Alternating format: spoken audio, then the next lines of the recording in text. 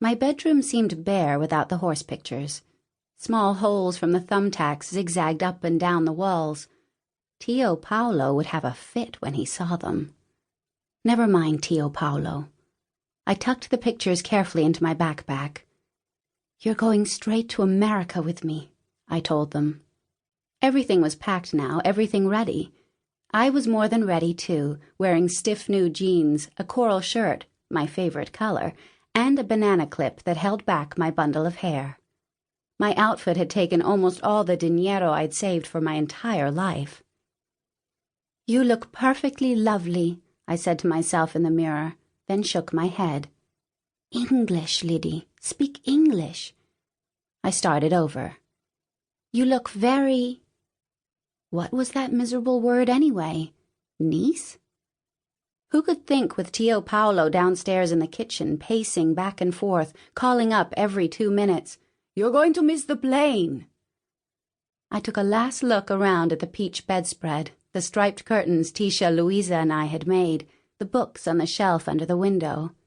But I had no time to think about it. There was something I wanted to do before I left. I rushed downstairs, tiptoeing along the hall, past Tio Paolo in the kitchen, and stepping over Gatto, the calico cat who was dozing in the doorway. Out back, the field was covered with thorny flowers the color of tea, and high grass that whipped against my legs as I ran. I was late. Too bad for Tio Paolo. He'd have to drive more than his usual 10 miles an hour. I whistled, and Cavallo, the farmer's bay horse, whinnied. He trotted toward me, then stopped, waiting. I climbed to the top of the fence and cupped my fingers around his silky brown ears before I threw myself on his back. "Go!" I pressed my heels into his broad sides and held on to his thick mane. Last time. We thundered down the cowpath, stirring up dust. My banana clip came off, and my hair, let loose, was as thick as the forelocks on Cavallo's forehead. We reached the blue house where we'd lived when Mamai was alive. I didn't have to pull on Cavallo's mane. He knew enough to stop. The 4 of us had been there together. Mamai, my older brother Rafael, my father, and me. And it was almost as if Mamai were still there in the high bed in her room, linking her thin fingers with mine. "The 3 of you will still belong together, Lidie. You'll make it a family." Shaking my head until my hair whipped into my face, I had held up my fingers. "There are 4 of us, Mamai. 4. I remembered her faint smile. "Aye, only 7 years old, but still you're just like your father, the horseman."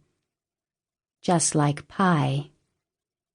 2 weeks later, Mamai was gone, flown up to the clouds to watch over us from heaven, Tisha Louisa said. And Pi and Rafael went off to America, leaving me with Tisha Louisa and Tio Paolo. I still felt that flash of anger when I thought of their leaving without me. I ran my fingers through Cavallo's mane. "I'm going now, Mamai. Pi has begun to race horses at a farm in America, and there's room for me at last. Pi and Rafael have a house." "Goodbye, Blue House." The sound of my voice was loud in my ears. "Goodbye, dear Mamai." Tio Paolo was outside in the truck now, blasting the horn for me. "Pay no attention to him," I whispered to Cavallo. Cavallo felt the pressure of my knees and my hands pulling gently on his mane, and turned.